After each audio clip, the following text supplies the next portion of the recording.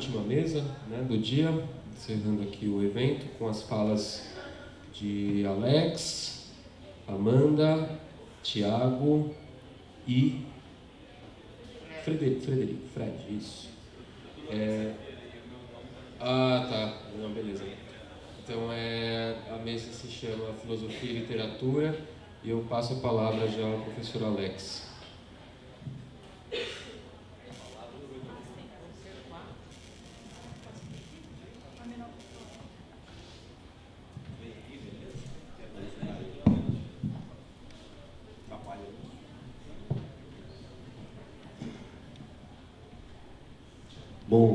Bom fim de tarde, bom início de noite.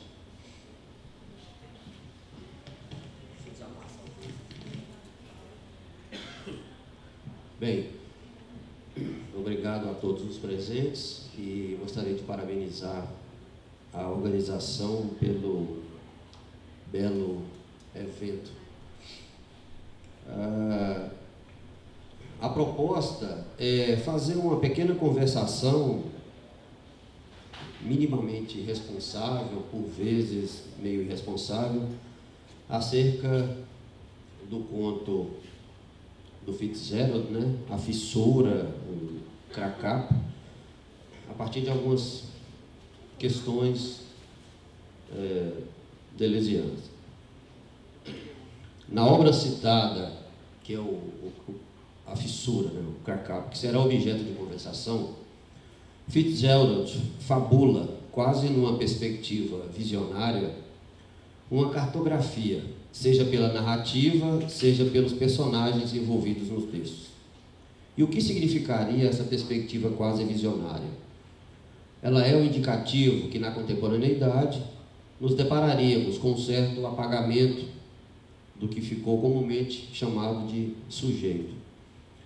Isto é, a prometida emancipação, liberdade, autonomia, igualdade foram se dissolvendo no decorrer da história.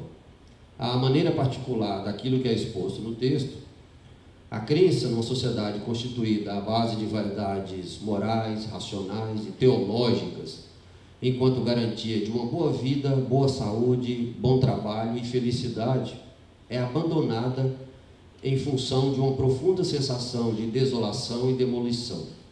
Fitzgerald, numa certa medida, é um traidor de um mundo carregado de significações. Como diz Deleuze, ele é traidor do seu próprio reino. A partir de Deleuze, podemos observar que a voz do narrador, em lugar de reafirmar o sujeito e uma consciência qualquer, mudará de perspectiva. Essa voz não perderá jamais o discurso qualificado socialmente. Ela será o expresso de uma posição social do narrador. Se a voz é necessária enquanto possibilidade, ela o é enquanto efeito de processos sociais que afetam uma vida. Nesse caso, em relação ao narrador, tendo como referência o Deleuze, poderemos apontar no texto um encontro entre experimentação social, política e processos de desterritorialização, ou seja, a literatura não deixa de realizar uma cartografia. Não se perguntará nunca o que um livro quer dizer. Para citar o Deleuze, seu significado ou significante. Não se buscará nada compreender num livro, perguntar-se-á como ele funciona, em conexão com o que ele faz ou não passar intensidades, em que multiplicidades ele se introduz e metamorfoseia a sua, com que corpos sem órgãos ele faz convergir o seu. Não obstante, os escritos de Deleuze nos revelam que o escritor é uma figura exemplar, capaz de nos fazer perceber as manifestações da vida. Fitzgerald descreve o século XX em seu conto A Fissura. Descreve o século XX em seu conto A Fissura, um conto escrito em 1936. Nesse conto, o autor começa com a seguinte afirmação: claro, toda vida foi feita para acabar num processo de demolição. Haveria uma afirmação mais dura e violenta em relação à esperança de um mundo melhor e mais feliz, tão prometido desde o Iluminismo, passando pela Revolução Industrial? Fitzgerald, no texto em questão, não experimenta ainda os desdobramentos do capitalismo. em especial pós-Segunda Guerra.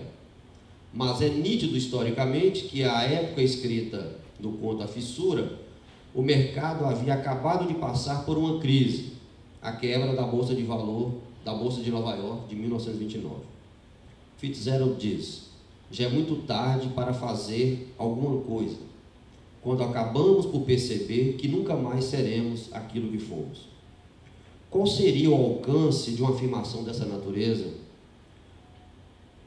Citamos Deleuze: seria impossível escapar de uma determinação objetiva, onde se inscreveria e se enquadraria a nossa subjetividade? Como não ser esmagado pelas significações dominantes? Fitzgerald, no texto A Fissura, faz uma narrativa, um texto autobiográfico, em que descreve a sua vida, passagens, de acordo com seus anos e os respectivos sentimentos que o tomam e o envolvem no decorrer dessa travessia. É justamente nessa travessia que é apontado um vertiginoso movimento. Falamos da fissura que o impele ao pensar, a fissura ao meio histórico.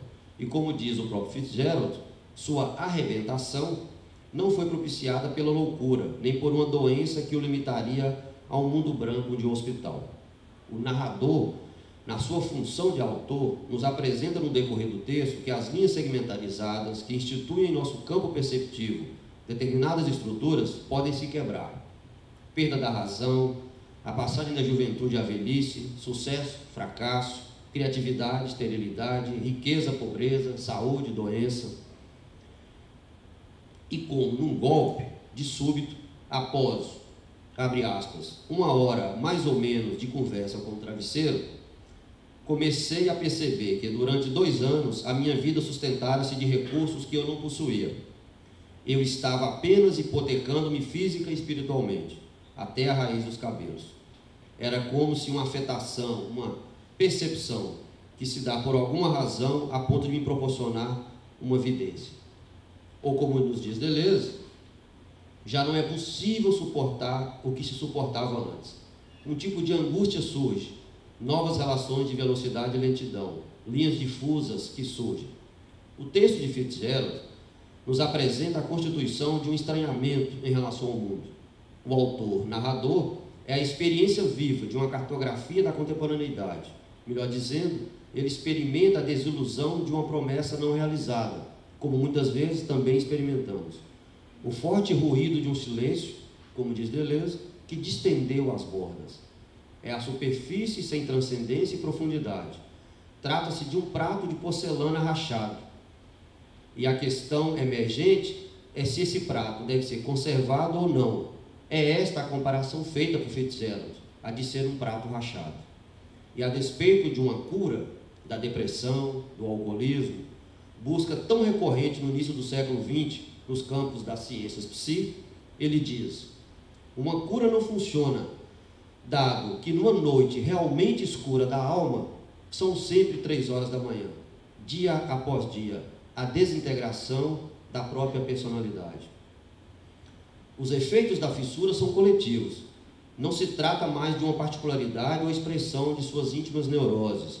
O narrador do texto expõe essas fissuras via esse estranhamento inominável, que o torna um clandestino, um estranho. Não está em jogo qualquer tipo de interpretação e classificação.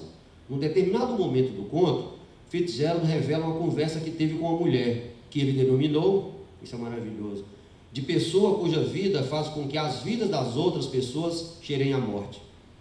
Obviamente, numa alusão a alguma ciência da escuta. Uma mulher que pressupostamente pensa enquanto fala e que tem em seu espectro o mantra escute.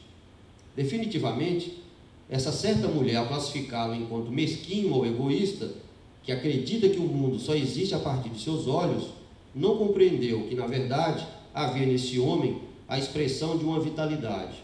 E esta, segundo Fitzgerald, era incomunicável. Ele deveria retornar às suas antigas linhas molares, seus segmentos duros, classe, sexo, raça, antigas subjetivações binárias. Assim seria classificável, ajustável, estaria à mercê de uma ordem significante qualquer e sua incessante luta por desvendar os seus segredinhos sujos. A questão é que faz tempo que não se trata do individual. Todos os dispositivos de poder que agem sobre ele pretendem sobrecodificar, seja pela educação, seja pela cultura. É assim com o narrador Fitzgerald em seu conto A Fissura. Não se suportaria mais nessa obra de literatura qualquer relação que envolve ou que envolvesse a ilusão da transcendência e a ilusão da discursividade, conceitos que Deleuze apresenta na obra O que é a Filosofia. O plano de juízo, se assim podemos dizer, seria a imanência. Ela é o plano onde um conjunto de relações se efetivam, sem nada sobrepor, sem a ilusão da transcendência. É na imanência que os enunciados encontram suas ressonâncias e dissonâncias, suas disparidades. Ali, em cada detalhe descrito, que as individuações vão se dando. Os personagens do referido texto literário nada são do que efeitos, são resultantes, são complicações de um conjunto de relações que se dão num determinado território. Falamos, por exemplo, da primeira metade do século XX. Na verdade, um espelho do real via romance e das questões que emergem nesse real como uma violência. Haveria violência maior na afirmação de que toda vida acabaria no processo de demolição? O personagem narrador de Fitzgerald se torna ele próprio em enunciados e suas individualidades intensivas.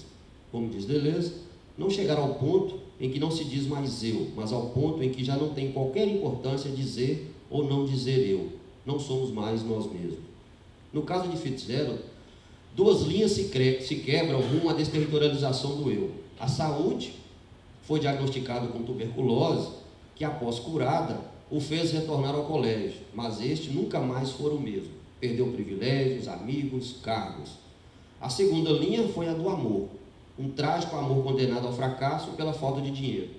Tal experimentação é o verdadeiro acontecimento, a verdade eterna do ferimento. O homem demolido de Fitzgerald é um personagem que escapa a qualquer pessoalidade. Ele, repetindo, é um enunciado coletivo, ou seja, é um signo, citando Deleuze, de um perigo que lhe é próprio e não de uma destinação que lhe é própria. Não há nessa sensação nenhuma pulsão em direção à morte. Trata-se, acima de tudo, de um desejo em realizar um tipo de sabotagem na ordem objetiva do mundo, mesmo com todos os riscos da dissolução. Essa seria a fuga perfeita. Não podia continuar desempenhando as obrigações que a vida me fixara, citando Fitzgerald, ou que eu fixara a mim próprio, porque não romper a concha vazia, quem nela vivera acaçapado durante 4 anos, todas as concessões seriam postas fora da lei.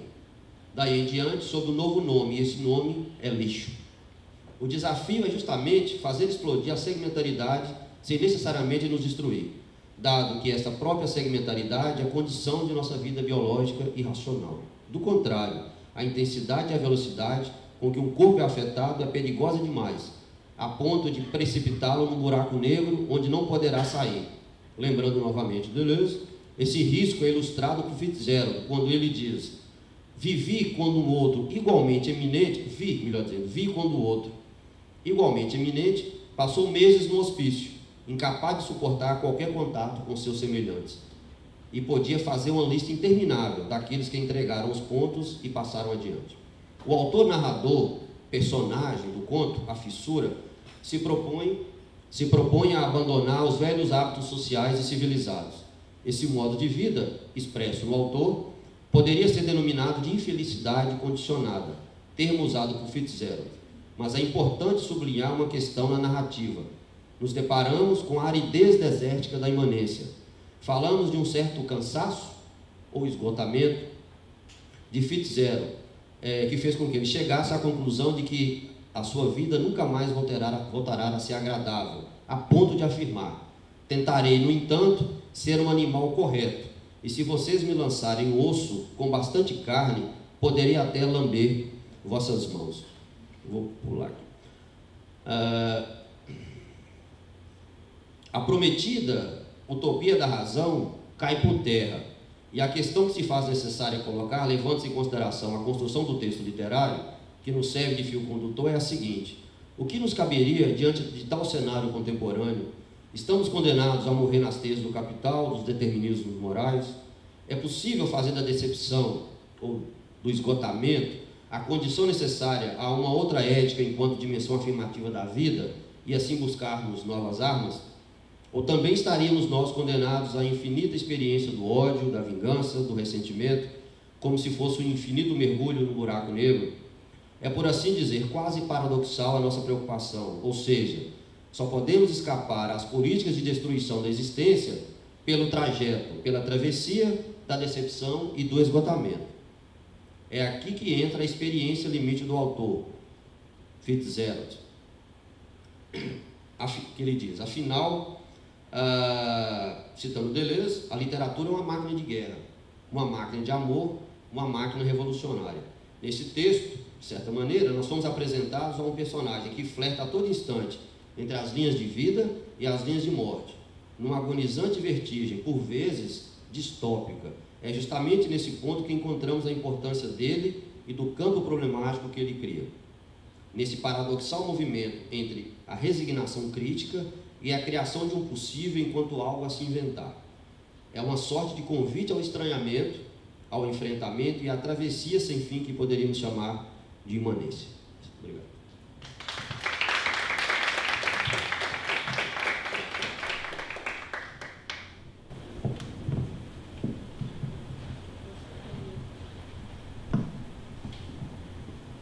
Oi, boa noite. Queria agradecer em primeiro lugar a comissão organizadora, a Mariana, por terem aceitado esse meu resumo, que não é diretamente sobre a filosofia do Deleuze, mas é um encontro que eu gostaria de fazer entre a filosofia do Deleuze e um escritor chamado Louis Ferdinand Céline. Eu dividi a minha apresentação em duas partes. A primeira parte, que seria a introdução, na qual eu falaria do problema da criação na literatura, eu vou retirar alguns problemas e hipóteses da dissertação de um amigo meu, que era integrante do GT Deleuze, que é o Guilherme Ivo, que faleceu no dia 5 de outubro do ano passado, num acidente na rodovia Dom Pedro, em Campinas. Eu acho que é um texto belíssimo e que é um texto que trata justamente, o texto da dissertação dele, trata justamente da relação entre a filosofia do Deleuze e a literatura. Chama-se Entrelaçamentos entre a filosofia deleuziana e a literatura anglo-americana. Então eu vou começar por aí, depois eu vou para o que eu acho que são as 7 vias de ressonância que eu pretendia ter encontrado entre o Deleuze e o Céline. A dissertação do Guilherme começa com uma introdução sobre as linhas de fuga e a literatura, qual seria essa relação, e depois ele passa diretamente à análise de alguns autores no âmbito da literatura anglo-americana. Então eu gostaria de falar um pouco dessa introdução, porque eu acho que ele resolve, de alguma forma, ele apresenta uma hipótese a qual seja a possibilidade de criar em literatura. Então a primeira hipótese apresentada é de que, isso eu imagino que vocês aqui sabem, é de que do ponto de vista da filosofia do Deleuze há uma comunhão ou algo que passa entre as criações filosóficas e literárias. Essa é a primeira hipótese. A partir daí ele defende algo mais, defende um ponto de vista mais claro, que é de que o conceito deleuziano, deleuzo-guattariano de linhas de fuga se relaciona diretamente à literatura anglo-americana. E ele encontra isso numa entrevista que o Deleuze dá, na verdade uma emissão de rádio, para Helene Cixous, que se chama Literasofia e Filosofitura, que é uma síntese disjuntiva que o Deleuze propõe justamente a qual seria a relação entre literatura e filosofia. Então, o Deleuze, nessa emissão de rádio, fala que o conceito de linha de fuga está diretamente relacionado à literatura anglo-americana. O que isso significaria? Significaria que a literatura anglo-americana seria capaz de criar um território fugidio. Então, o ponto do Deleuze nesse caso seria que a criação, tanto em literatura quanto em pintura, quando ele fala do Bacon, é que não existe uma página em branco, assim como não existiria uma tela em branco. Mas tanto a página em branco como a tela em branco estariam recheadas de clichês. Então, desse ponto de vista, a criação em literatura seria justamente fazer escoar algo nesses códigos reativos que atravessam a possibilidade de um escritor vir a escrever ou de um pintor vir a pintar. Então, o ponto é que existe uma forma mercantil no interior da literatura. E a criação literária, justamente, deveria fazer escoar algo por esses códigos. Bom, falando brevemente, né, porque o tempo aqui é curto, eu gostaria só de incitar eventualmente a curiosidade de vocês com relação a esse texto que eu acho tão bonito. Essa leitura, né? Bom, a partir daí ele defende algo que eu acho belo, mas que não é simples, é de que a escrita literária, compreendida então por essa teoria de forças que conforma justamente a concepção do Deleuze-Guattari do que seja a política, me parece que há uma teoria das forças envolvidas aí, é de que o artista, ao criar, seria justamente, de alguma forma, um legislador, porque ele não se conforma aos códigos jurídicos e reativos que já impregnariam a criação literária ou a criação em pintura, justamente ele reverteria esses códigos. Então, a noção do artista como criador envolveria uma legislação, isto é, o artista estabeleceria uma relação às avessas com a lei. Ele não se conformaria à lei, mas justamente reverteria o imperativo da lei. E para concluir essa apresentação inicial, um dos modos, então, pelo qual se poderia fazer escoar esses códigos reativos seria através da potência de rir. Então, o humor, como Deleuze ressalta também na apresentação de Sacher Masoch, através da ironia e do humor, justamente. Bom, espero que se vocês realmente tiverem curiosidade, eu espero ter feito jus à qualidade do texto. Ele foi publicado, bom, se vocês chama-se Entrelaçamentos, literatura, filosofia deleuziana e literatura anglo-americana. Obrigada, Mariana, fica à vontade. Bom, a partir daí eu gostaria de apresentar justamente o que eu pretendi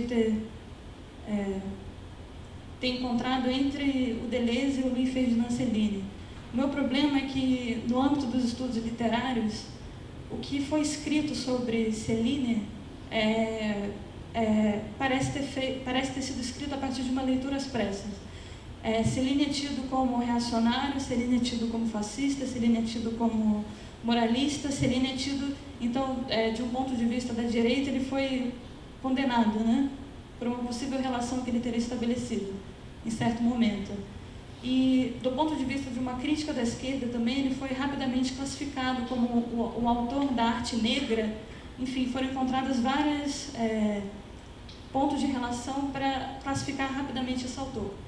Então, o meu ponto de interesse, a partir da leitura que o Deleuze faz, é que me parece que o Deleuze, em poucas linhas, quando ele fala sobre esse autor, em Crítica e Clínica, não sei se vocês se lembram disso, ele fala rapidamente, ele fala algo assim: tão breve quanto nós sentimos, me parece que, parafraseando, né, que algo assim se linha. Ele fala três aspectos. O primeiro aspecto é a decomposição da língua materna, o segundo aspecto é a criação de uma nova língua na língua, e o terceiro aspecto é o limite da linguagem. Ele pretende ter encontrado isso nos 3 primeiros romances do Céline. Isso é muito espantoso, porque na crítica literária ninguém foi tão generoso quanto Deleuze. Isso é impressionante, me parece. Com exceção de 2 autores que também enfatizaram a criação estilística do Céline, que seriam o Henri Godard e o Louis Robitaille. Mas então essa era a minha curiosidade. Como que o Deleuze poderia ter sido tão generoso com Céline? E me parece que há alguns pontos de encontro. Então vou tentar passar rapidamente por eles. O primeiro ponto de encontro eu acho que é o estilo. Justamente, eu acho que o Deleuze valoriza a criação na linguagem que o Céline faz. E me parece que ele próprio tem um esforço de criação na linguagem. Esse era o primeiro ponto. O segundo ponto é justamente o humor.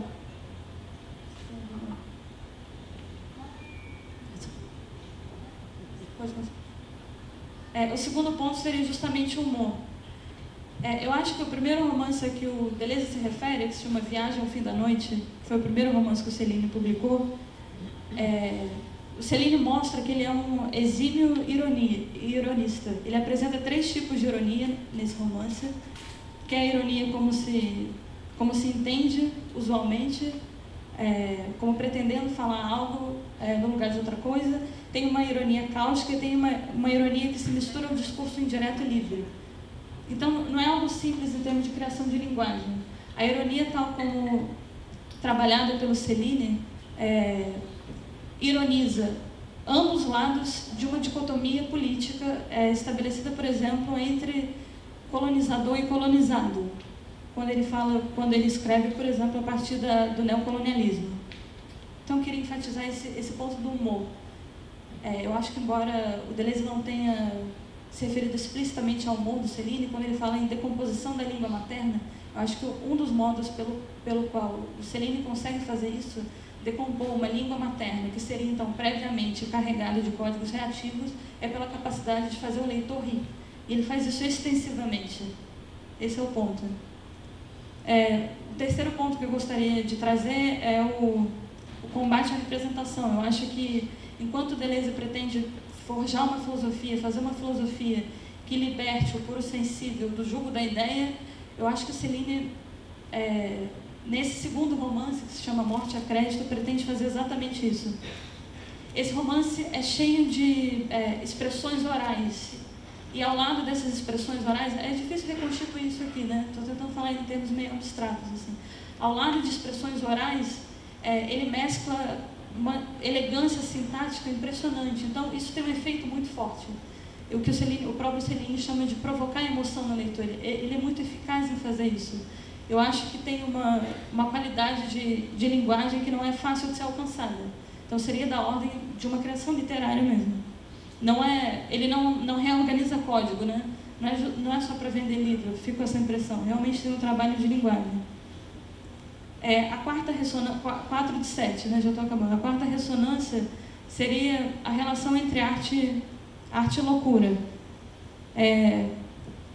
Para mim não é muito fácil falar sobre isso, nem acho que seja simples entender isso, mas eu acho que quando Deleuze fala que o terceiro romance do Céline, que se chama Guin aos Bend, foi capaz de alcançar o limite da linguagem, eu acho que tem algo a ver com isso, com a possível relação entre arte e loucura. Só para dar um exemplo, por que eu acho que essa hipótese é possível? Porque um dos procedimentos linguísticos que o Céline costuma usar, retoricamente falando, se chama hipérbato. São inversões da frase, né? As frases são completamente invertidas. Então, dá uma impressão realmente de que esse narrador está delirando ou está em vias de delirar. É muito impressionante, assim, como ele consegue alcançar isso. Então, é como se ao pensar, assumindo a hipótese de que o Deleuze acredita que o artista também pensa, eu acho que esse narrador celiniano, ao pensar, ele pensa algo da ordem do não pensamento, ou do pensamento não simplesmente racional. Porque se tem a impressão de delírio mesmo, é um negócio impressionante. A quinta ressonância, eu acho que seria uma concepção não orgânica de arte.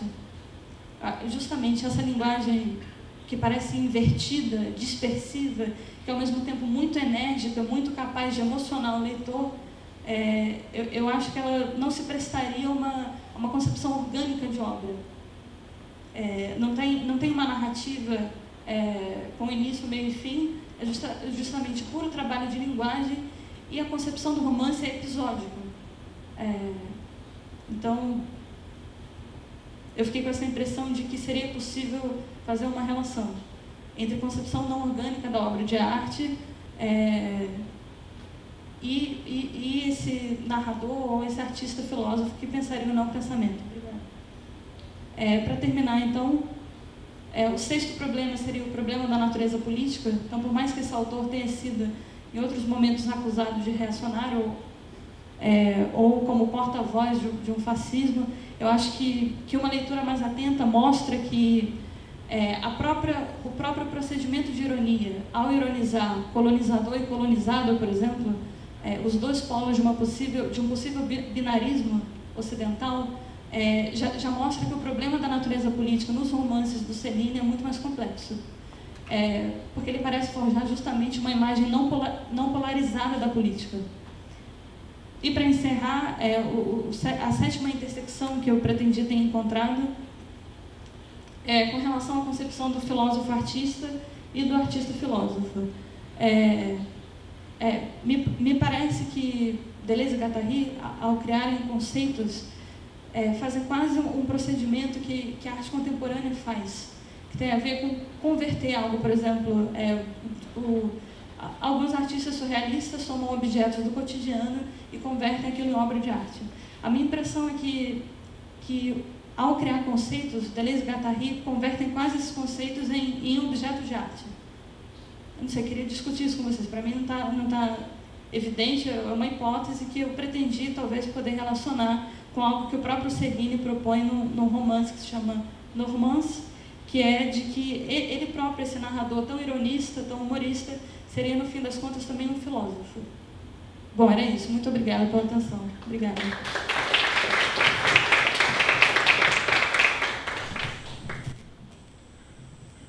Bem, boa noite a todos. Queria, antes que nada, agradecer a oportunidade de estar aqui com vocês pela primeira vez. Muito contente por isso. E parabéns a toda a comissão organizadora. Bem, a proposta dessa comunicação é apresentar de um modo sintético, né, os resultados de uma pesquisa que eu venho desenvolvendo ao longo dos últimos meses, na especialização que eu fiz em artes plásticas e contemporaneidade na UENG. Bem, o trabalho intitulado Dos Encontros Moventes propõe, sobretudo, a elaboração de um esquema de apreensão da obra História Cultural 1880-1983, de Rani Darboven, obra esta que, com seus 19 objetos esculturais e 1.590 painéis uniformemente estendidos pelas paredes de museus e galerias, onde quer que a instalação ocorra, é de uma magnitude tal que não passa desapercebida. Tanto é que uma parcela considerável de seus estudiosos tem sido levada a uma certa necessidade de ordenação da obra, como se possível fosse amenizar a sensação de aniquilamento que se tem frente a uma tão esmagadora quantidade de estímulo. Eu deixei aqui, inclusive, essa imagem para ilustrar, para vocês terem uma ideia da grandiosidade dessa instalação, né? Que levou, inclusive, por exemplo, Greg Bordovitz a dizer que se sentiu perdido no museu, tamanha desorientação com essa obra. Pois bem, as análises desses estudiosos não são importantes justamente porque, apesar de encontrar nelas restrições, é a partir delas que, num primeiro momento, ressaltamos o aspecto racional e interpretativo de história cultural. Por conseguinte, nos debruçamos sobre o estudo que Dan Adler dedica à história cultural, a fim de, com base naquele, traçar o que chamamos um plano extensivo da obra. Seguindo uma certa tendência, bastante comum, inclusive, que busca associar o trabalho de Darboven ao contexto do pós-guerra, vemos na análise daquele autor, traumas e atrocidades do fascismo alemão determinando a natureza e o propósito da atividade daquela. A obra, proposta apreciativa de uma história cultural, se vê, nesse caso, reduzida a, cito, uma imagem simbólica da estrutura do pensamento cultural sob o regime do capitalismo global, fim de citação. Ao passo que se atribui ao colecionismo tão peculiar a Darboven toda uma função da artista coletora de objetos, dos restos que puderam ser apanhados e armazenados junto às ruínas do pós-guerra. Bem, essa acepção da artista ela é essencial no traçado do esquema que eu proponho. Conferindo à artista a exclusividade do ponto de vista, agrupamos em uma primeira grande série tanto alguns de seus trabalhos anteriores, cito, capas ilustrativas da revista Der Spiegel, fotos de pin-ups ou estrelas do rock, materiais documentais da Primeira e Segunda Guerras Mundiais, calendários kit, diagramas geométricos para tecidos e trechos de catálogos de exposições anteriores, fim de citação, quanto objetos aleatórios que são fruto de sua intensa prática colecionista. Aí eu trouxe mais uma imagem, essa, que a gente pode ver nessa imagem, pequenas imagens desse colecionismo dela, né? Essas são imagens do ateliê dela, que ficava na casa onde ela morava, na casa dos pais dela, às aforas de Hamburgo, a Darboven, que inclusive viveu uma vida bastante ermitã, depois dos 2 anos que ela viveu em Nova York, com todo aquele pessoal da arte conceitual, ela decidiu viver reclusa nessa casa onde ela fazia as obras dela. Pois bem, como é de se esperar, essa série que denominamos S1 tem sua expansibilidade conectada à artista como a matriz dos elementos. Logo, se nós nos situarmos exclusivamente sobre essa série, incorreremos em uma inevitável necessidade de explicação de um porquê da obra que, sem embargo, se choca contra a ausência de respostas, levando à implacável sensação de incompletude que não se elimina ao se enxergar a obra como retrato da história e, por consequência, da artista. Em contrapartida, não é tão pouco por via da introdução de um observador ativo nesse esquema que se resolverá o problema levantado. Não obstante Adler intua das conexões entre os próprios elementos da obra, ou seja, operadas sobre a curva S1, todo um potencial, este o vemos apagar-se em uma suposta nivelação semântica, quando ao observador não lhe compete mais que, cita o próprio Adler, confrontar e eventualmente habitar um terreno discursivo sobre o qual cada elemento pode potencialmente desempenhar um papel na construção do significado, histórico ou não. Fim de citação. Digamos finalmente que desse observador também parta uma série organizadora dos elementos, uma tal que leva em consideração não só sua vontade de descobrir na obra seus segredos mais íntimos, mas também o fato de aquele, ante a obra, carregar consigo um repertório cultural e que implica também seus gostos, preferências e expectativas. Chamaremos S2 esse tipo de série. Portanto, estando aqui construído sobre uma análise que não se desprende completamente de seus intentos interpretativos, de uma busca incessantemente racional de um sentido da obra, a partir da justa e sobreposição de S1 mais S2, se constitui o plano extensivo da obra, ao mesmo tempo que é abortada a possibilidade de que, daquelas conexões, apareça, cito, um traço intensivo que começa a trabalhar por sua conta, uma percepção alucinatória, uma sinestesia, uma mutação perversa, um jogo de imagens que se destacam, conservando-se assim a hegemonia do significante. Até aqui Deleuze e Guattari.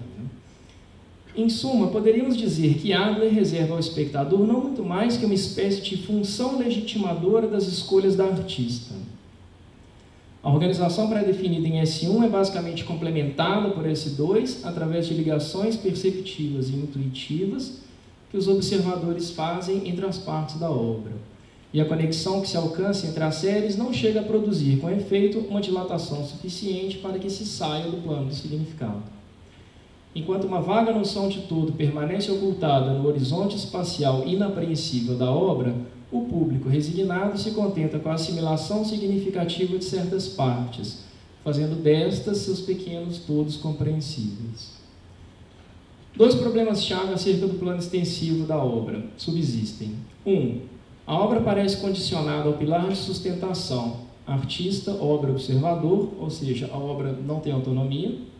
2. O plano extensivo não dá conta do não sentido concernente à obra.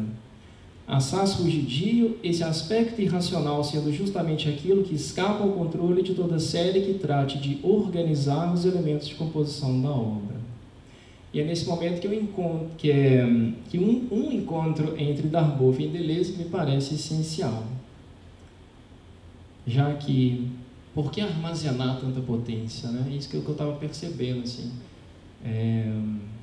desses estudiosos. Uns mais preocupados com uma noção de todo, um tanto impossível, outros mais apegados à noção de unidade, mas ninguém tão a fim de fazer essa potência vazar, extravasar o plano. A construção de S3 começa da observação de uma prática muito cara a Darboven, a transcrição. Ela acreditava que o ato de reescrever manualmente textos de Brecht, Valéry, Baudelaire, Rilke, entre outros, fosse capaz de transmitir-lhe algo.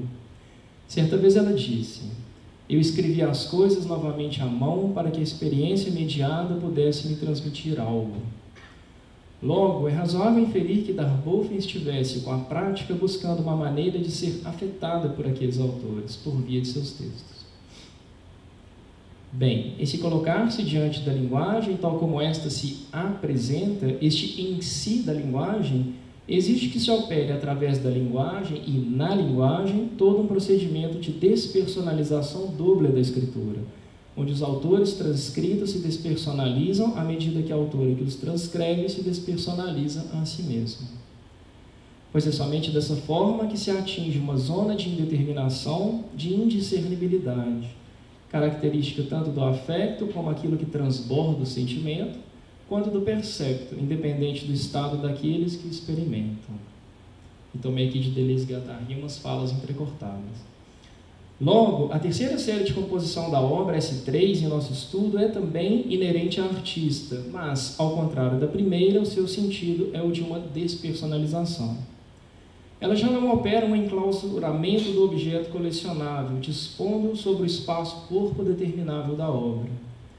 Essa série, ao contrário, a impactará enquanto corpo designador de diferenças, dispondo-se aos acoplamentos, ao amor e às crueldades que lhe atravessam. Desse modo, o acercamento continuará sendo da ordem do desejo, porém de um desejo libertador, que não se atém à forma nem mesmo ao conteúdo, mas que faz com que a artista se aproxime de suas referências, desviando-se delas. Um desejo desviante, por que não? Cujo impacto não deixa registros legíveis, senão que marcas, traços apenas verificáveis de acordo com os graus de suas intensidades. Por falar nisso, vamos dar uma olhada na linguagem do Darboven, por favor. É a anterior. Afinal, a Darboven se considerava uma escritora antes mesmo que artista plástica. A linguagem de Darboven nada descreve, mas em que consistiriam então esses us, ou essas cursivas, que Darboven repetidamente escreve, se não a caligrafia de uma escrita absolutamente desterritorializante e desterritorializada? Pois bem, esses us não seriam outra coisa que o não sentido, muito próximo a uma ideia de irracional, apreendido como signo que nada comunica. É por isso que não devemos buscar interpretá-los. Os us funcionam justamente como signos de movimento. Eles levam a novos encontros atravessando o corpo da obra. Eles desfazem encontros previamente produzidos. Esse signo é o que transpõe a obra, com suas marcas, seus personagens da história, suas paisagens, suas esculturas, fazendo-a vibrar. Daí a origem do movimento em história cultural, de acordo com a nossa hipótese. Por conseguinte, desprendendo-se do plano extensivo da obra, S3 se constitui como uma série no nosso esquema unicamente à medida que ela cria um corpo sem órgãos da obra, ao qual associaríamos um poder de começar da obra, ou que permite a seus elementos um extravasamento.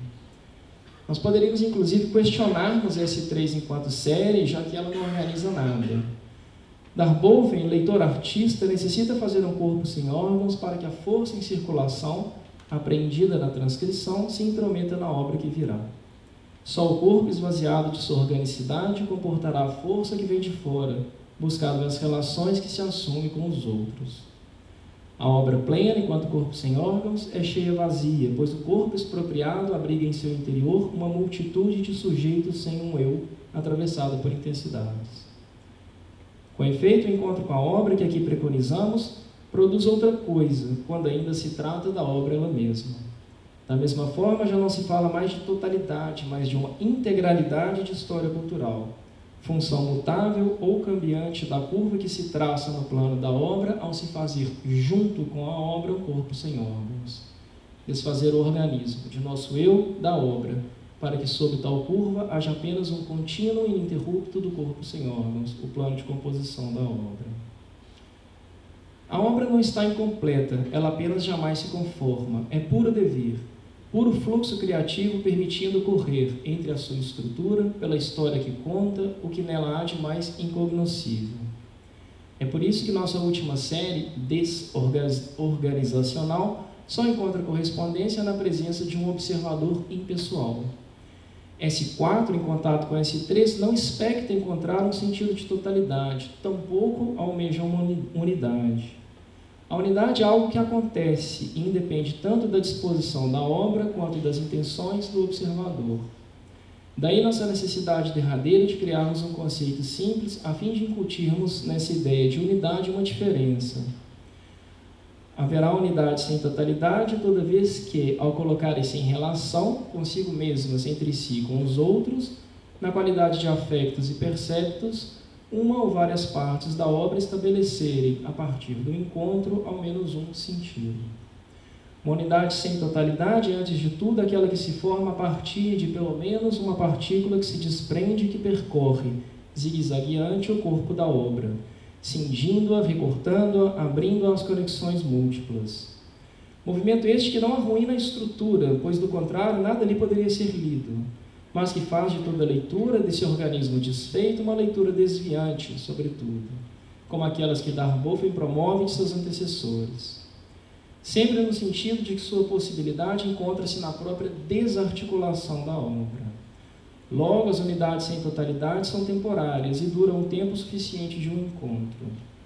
E isso ocorre exatamente porque essas unidades não são unidades da obra, mas unidades que se formam com a obra na ocorrência de uma presença, a obra autônoma por si, mas que é sempre singular em termos daquilo que a experimenta. Já finalizando, estou em cima da hora. Sem nenhum limite, nada impede que a linguagem do Zusso ocupe toda a extensão de uma obra. Como é o caso dessa obra, sem descrição e sem título, de 1972, a obra devida linha de fuga. Logo, nesse estágio final de nossa hipótese, a obra não se deixa sobrecodificar, mas se afirma como multiplicidade, sendo, portanto, definida pelo fora. Volto a citar. Pela linha abstrata, linha de fuga ou de desterritorialização, segundo a qual ela muda de natureza ao se conectar às outras linhas. Fim de citação.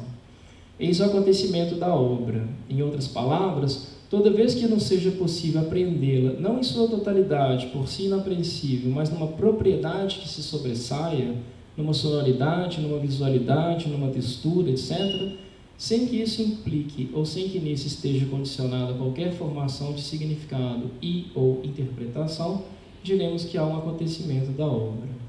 Desejo, fluxo, intensidade. Um corpo, uma obra. É isso tudo que temos. Obrigado.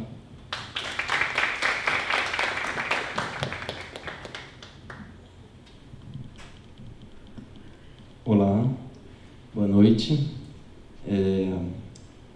Primeiro, agradecer mais uma vez, como todo mundo faz, a comissão organizadora. Lembrar a todos que a gente está cansado aqui, mas daqui a pouco a gente vai se animar ali na festa. Então vão trabalhando o corpinho. O título da minha fala é A Casuística de Deleuze e Guattari. Casuística eu coloquei entre aspas, justamente porque é um termo estranho a Deleuze e Guattari, enfim, é um termo que não diz respeito à forma como eles próprios nomeavam aquilo que eles estavam fazendo, mas foi uma saída que eu encontrei para tentar nomear o procedimento deleuze-guattariano de lidar com casos de pensamento. Então eu vou passar a leitura. Tudo indica que a relação de Deleuze e Guattari com determinados casos de pensamento, casos clínicos, artísticos, científicos e filosóficos, merece uma atenção especial. De O Antiédipo a O que é filosofia, a relação da dupla com certos casos parece uma relação produtiva indispensável para a montagem de seu vocabulário conceitual. Eu peço perdão pela minha voz anasalada também, agora que eu estou um pouco doente. Colocamos aqui 2 ou 3 questões sobre este tema.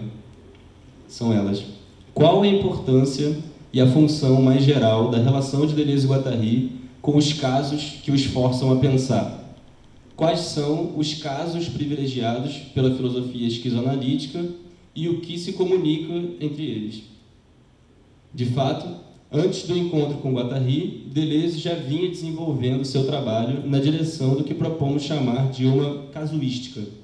Veja-se, como exemplo, a reinterpretação do masoquismo em Sacher-Masoch, da perversão em Lógica do Sentido, ou a teoria do amor como interpretação de signos a partir do caso Proust, em Proust e os signos. Veja-se o lugar de Artaud em Diferença e Repetição, que figura como um dos principais autores da concepção de gênese do pensamento que há neste livro. Mesmo as monografias filosóficas de Deleuze são análises de casos singulares que forçam-no a pensar algo novo. Hume, Nietzsche, Kant, Bergson, Spinoza, Leibniz, Foucault. Em seu último livro, Deleuze desenvolve uma última análise casuística. Crítica e Clínica se compõe de curtas análises de casos literários e filosóficos, muitos deles companheiros de viagem já há décadas. Teve que diminuir o volume aí, né? Isso porque eu estou doente. Com Guattari, a empreitada casuística se prolonga e se intensifica. Boa parte das noções que povoam o antiédipo foram colhidas literalmente de casos clínicos ou literários. O Corpo Sem Órgãos é um notável exemplo disso, na medida em que rende uma grande homenagem a Artaud. A repulsão e a atração como descritivas do dinamismo entre o corpo sem órgãos e as máquinas desejantes reportam as memórias do caso Schreber, ou ainda a ideia de que o desejo funciona por máquinas de corte-fluxo colhidas do pequeno Joey, a criança-máquina analisada por Bettelheim. Em Kafka, por uma literatura menor, há uma análise intensiva e extensiva do caso Kafka, peça-chave para a transição terminológica de O Antiédipo a Mil Platôs. Em Mil Platôs, a casuística de Deleuze e Guattari avança sobre novos domínios, e os casos clínicos, filosóficos e literários são evocados a todo momento em meio a casos políticos, científicos e artísticos, de modo que cada caso entra em comunicações imprevistas com os outros e o conjunto dos casos não deixa de compor um mesmo plano de imanência. No sexto platô, Como Fazer para Si um Corpo Sem Órgãos, por exemplo, parece haver uma casuística de distintos tipos de corpos sem órgãos. Chama a atenção o desfile lúgubre, ou a longa procissão dos corpos sem órgãos, o corpo hipocondríaco, cujos órgãos são destruídos, o corpo paranoico, cujos órgãos são a todo momento atacados por influências e restaurados por energias exteriores, o corpo esquizo, que trava uma luta interior ativa contra os órgãos, chegando no limite à catatonia, o corpo drogado, esquizo experimental, que subordina o funcionamento orgânico do corpo ao processo de experimentação com a droga, o corpo masoquista, que submete o corpo às experimentações com as intensidades de dor. Por fim, O que é a Filosofia, de 91, último livro da dupla, faz uso do procedimento casuístico segundo uma nova técnica estilística. Os capítulos são todos atravessados por exemplos enumerados de casos filosóficos. Exemplo 1, exemplo 2, exemplo 3. Bom, é verdade que o termo casuística remete a uma tradição da teologia moral. Essa tradição opera julgando uma série de casos concretos reais ou casos supostos por semelhanças, segundo leis transcendentes estabelecidas como normas universais que devem guiar as ações particulares. Era assim um uso de filosofia moral, de teologia moral, né?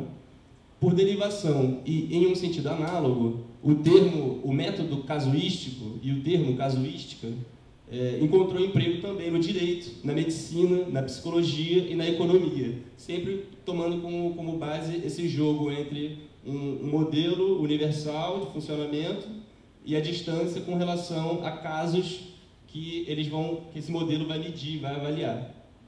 Bom, esse sentido do termo casuística não convém para designar a prática filosófica de Deleuze e Guattari, justamente porque para eles não há qualquer oposição entre casos concretos a serem julgados e normas morais e transcendentes a serem aplicadas. Pelo contrário, é a própria colagem de casos diferentes que permite a Deleuze e Guattari a montagem de um novo plano, dotado de um sentido ético-político especial, qual seja o de pôr em xeque e fazer variar toda norma universal concebida como modelo moral, como um metro padrão da existência, e assim abrir a possibilidade de se construir um novo universal, desta vez imanente. Uma precaução metodológica que se impõe. Parece que só é possível avançar nessa perspectiva de uma casuística imanente se recusarmos a chantagem que nos imporia a falsa alternativa entre uma escrita filosófica inteiramente abstrata, descolada dos casos concretos, ou uma escrita que só se valha de casos tomando-os como modelos ou exemplos de um esquema teórico transcendente já pronto, ao qual eles se subordinam enquanto fatos de um direito que se pretende universal. A filosofia de Deleuze e Guattari só pode ser então tomada como uma casuística, desde que se compreenda com isso uma filosofia construída em profundo diálogo com uma série aberta de casos que, se levados a sério, nos convidam, ou melhor, nos forçam a pensar e viver diferentemente.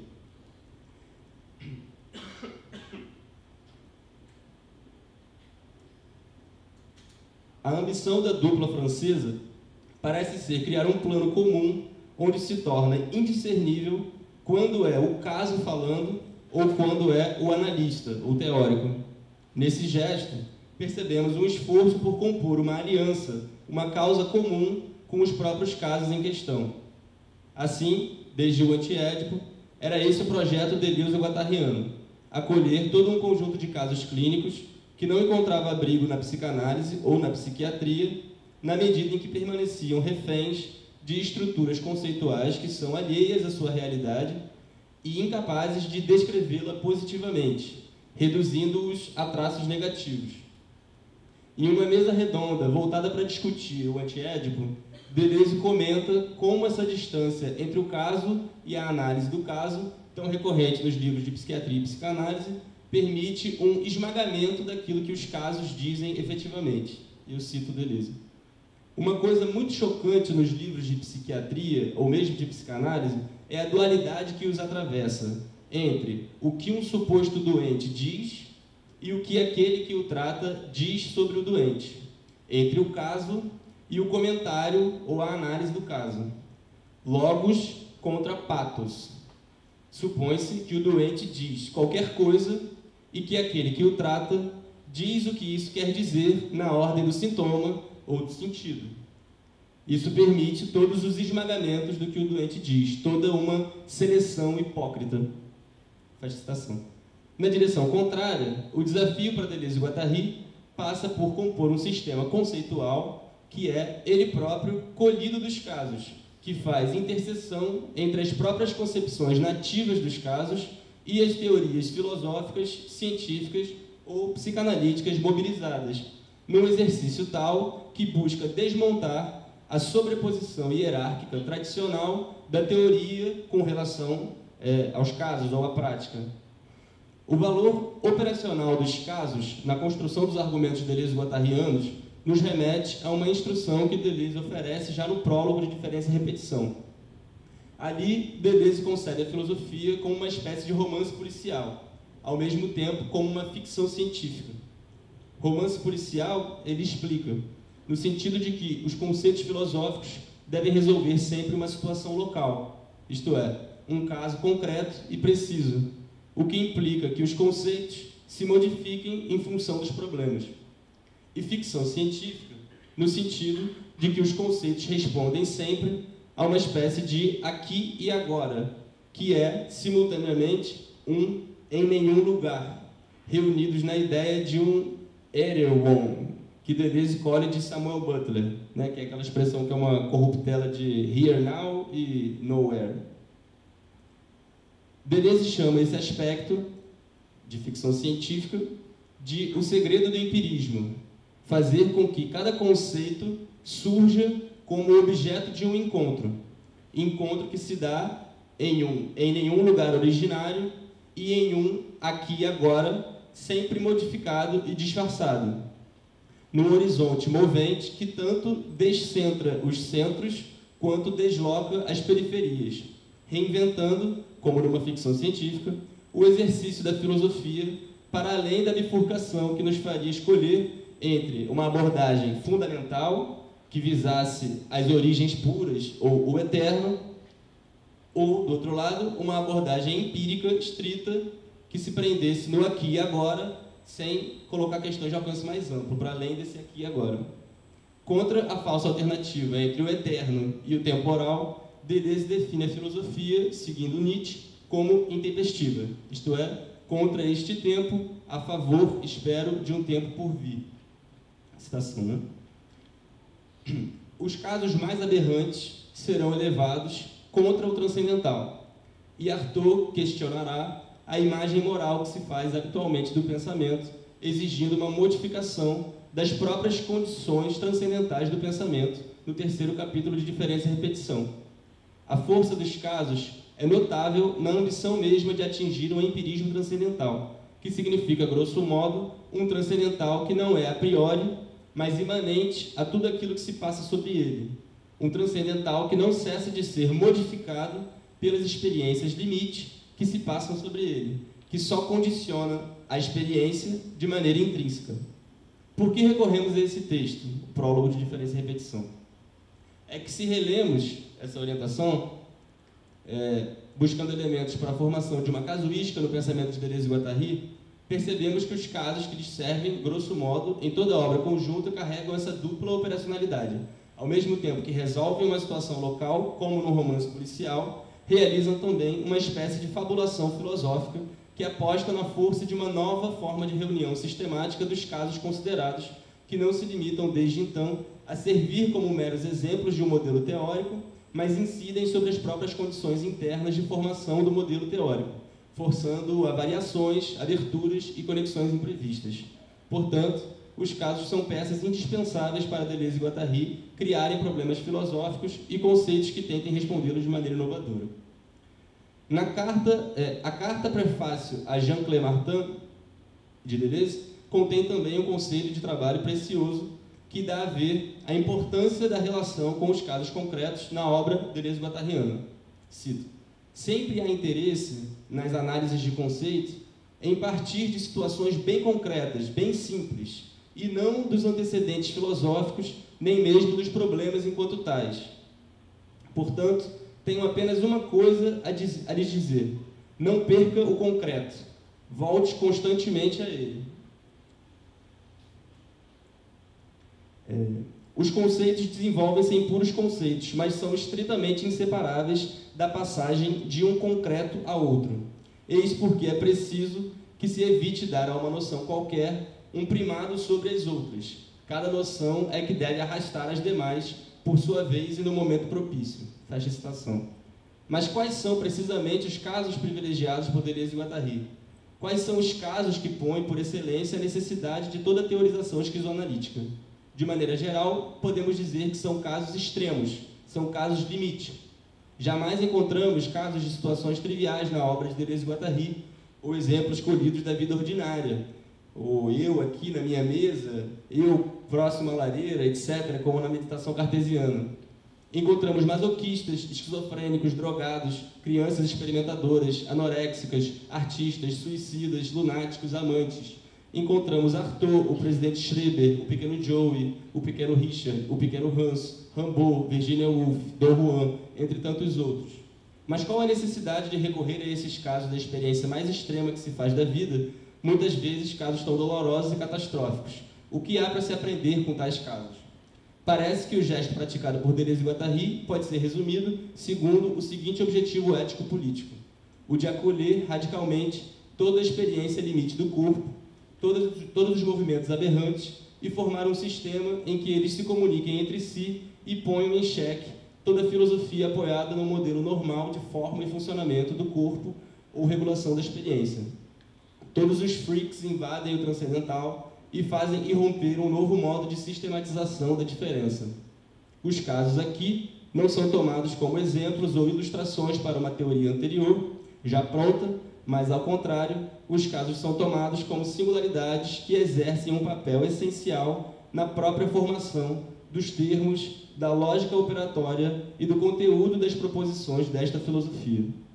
Saltando de caso a caso, exprimindo-se por meio desses casos pelo procedimento do discurso indireto livre, conectando-os numa colagem diferencial, a casuística diferencial deleuze-guattariana inventa uma nova forma de sistema filosófico, que só se funda enquanto é capaz de fazer afundar todo o fundamento que conservasse a hierarquia habitual entre um modelo teórico e os casos concretos sob a sua jurisdição. Obrigado.